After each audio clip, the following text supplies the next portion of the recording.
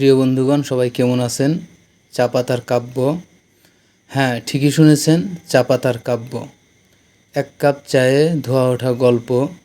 চায়ে ধোয়া যত বেশি উঠবে, গল্প ততই মধুর হবে। আমরা বিভিন্ন ধরনের কাব্য শুনেছি, এবার শুনব চা পাতার কাব্য।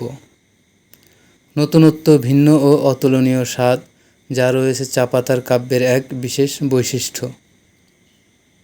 যেখানে রয়েছে বিভিন্ন স্বাদের 14 রকমের চা, যার প্রতিটি চুমুকে হৃদয়ের মাঝে সৃষ্টি হবে কাব্য।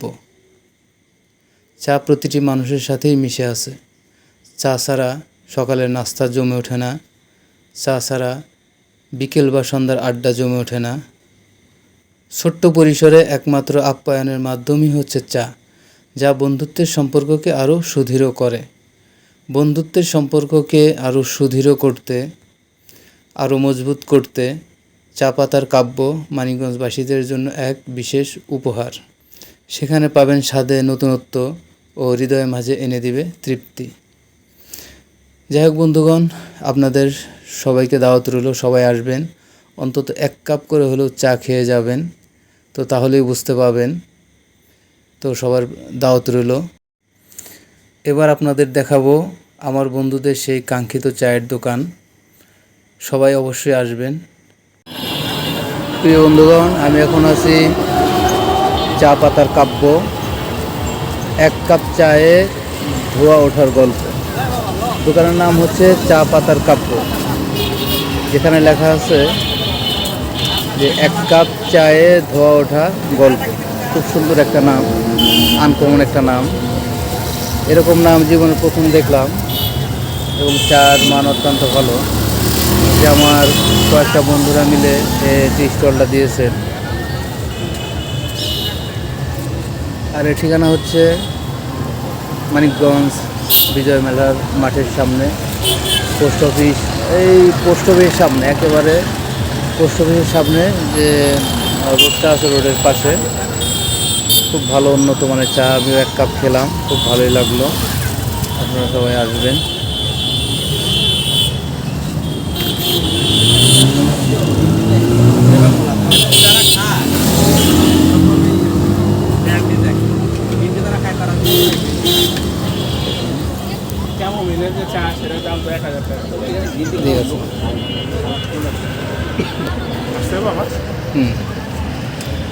হ্যাঁ বন্ধু, কি খবর?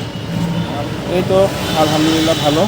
আমরা আজকে চায়ের কাব্য এক, যেটা আমরা এটা উদ্বোধন করলাম। হ্যাঁ, তো হ্যাঁ, তো আমরা আলহামদুলিল্লাহ মোটামুটি ভালোই রেসপন্স পাচ্ছি। তো দেখা যাক। তোর নামটা তো খুব সুন্দর হয়েছে, চা পাতার কাব্য। হ্যাঁ হ্যাঁ, চা পাতার কাব্যটা দেওয়ার উদ্দেশ্য হলো মানুষ চা খায়, মূলত একটু গল্প করে, হ্যাঁ, গল্পের ফাঁকে ফাঁকে চা খায়। জি জি সেই জন্যই চা পাতার কাব্য এই নামটা দেওয়া। জি। আমি এক কাপ খেলাম, খুব ভালো লাগলো। অবশ্যই তো ভাই আবার আসবেন। আপনারই কেমন আছেন ভাই? হ্যাঁ, এই তো ভালো, তো আপনি তো চা খাচ্ছেন, আপনার কাছে কেমন লাগছে? খুবই ভালো, মানসম্পন্ন চা। জি জি। তো ভাই আপনাদের সবাইকে দাওয়াত রইল, এখানে আসবেন অন্তত।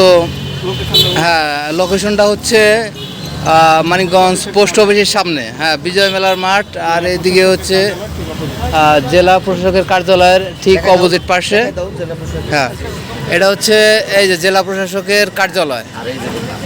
আর এ হচ্ছে আমাদের চা পাতার কাব্য, তার ঠিক অপোজিট পাশে। আর হচ্ছে এটা পোস্ট অফিস, পোস্ট অফিসের একবারে সামনে এই। আর দক্ষিণ দিকে হচ্ছে বিজয় মেলার মাঠ। আদা লেবু একটু দেখো। হ্যাঁ, এটা হচ্ছে আমাদের লেবু চা। হ্যাঁ, ওটা রোজালা চা তৈরি হচ্ছে। আর এটা রোজেলা চা তৈরি হচ্ছে। হ্যাঁ। কষ চা। আচ্ছা, তুমি বাবু, তুমি তোমার চা সম্বন্ধে একটু বলো। আচ্ছা, আমি প্রথমে বলি যে আমাদের একটা স্পেশাল যে চাটা আছে, এটা হচ্ছে হ্যাঁ। রোজেলা টি।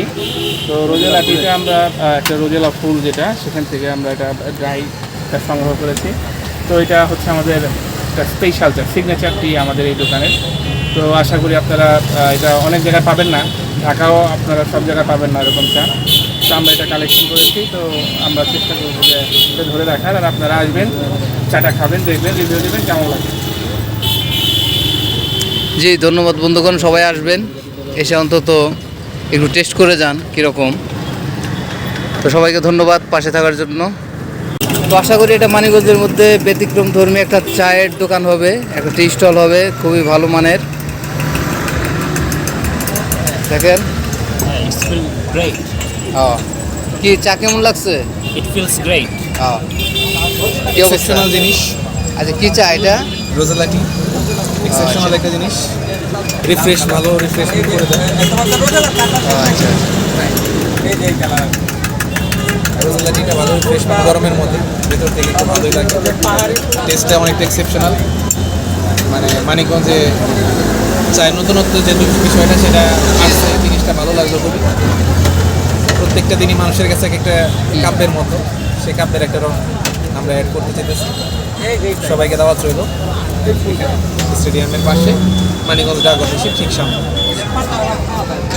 জি বন্ধুগণ, খুব ভালোই লাগলো, খুব নতুন ব্যাখ্যা শুনলাম যে আসলে চা পাতার কাব্য এটার নামকরণের খুব সুন্দর একটা ব্যাখ্যা শুনলাম। তো আপনারা সবাই এখানে আসবেন, অন্তত একটু টেস্ট করে যাবেন।